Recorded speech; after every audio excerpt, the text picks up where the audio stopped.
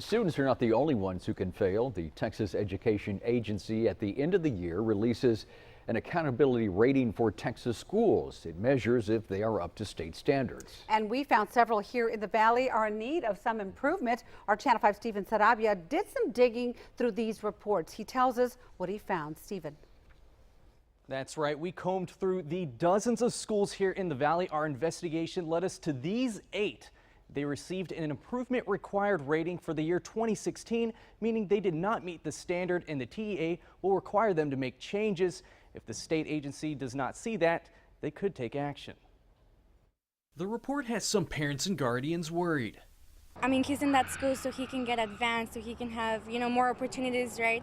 And to know that this school is not doing what they're supposed to gets me really frustrated. I want my brother to do the best for him. Ashley Cruz's younger brother attends CTE Early College High School in Weslaco. It's one of the schools which received an improvement required rating. Accountability ratings by the state are used to determine if districts and campuses are teaching students the fundamentals of what they need to know. In 1994, the state issued these accountability ratings to be done annually. The TEA gets these ratings by grading schools on 4 different indicators. The first being student achievement, followed by student progress. This is grades. Then followed by closing performance gaps. This is how students compare to one another. Then it's post-secondary readiness, and this is how schools prepare students for life after graduation. This is actually the school's report card. Much like a student gets a report card, the district and campuses get this report card. Once TEA administrators check a school on these 4 indicators, the school can receive one of 3 ratings: met standards, not rated, or improvement required. Along with CTE Early College High School, we found 7 other Valley schools who received an improvement required rating. It is a notice to the parents, to the community, that there is a deficiency somewhere on the campus in regards to one of these indicators. For the case of CTE Early College High School, we found they did not meet the requirements of one of the 4 indicators. They failed to meet the required indicators on Index 4, which was post-secondary readiness. According to Culbertson, this is the first year the school received this rating.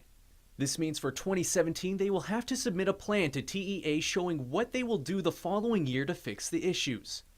Culbertson tells us if a school receives a low rating multiple times, TEA will have to take action. After 3 years, the commissioner is required by law to either close the campus or put a board of managers over the entire district to work at turning around those deficiencies.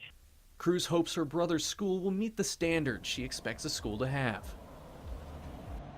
We will post a list of the Valley schools that received an improvement required rating on our website, krgv.com. We will also attach a link to the Texas Education Agency's school rating list. There you can see how other schools across the state scored.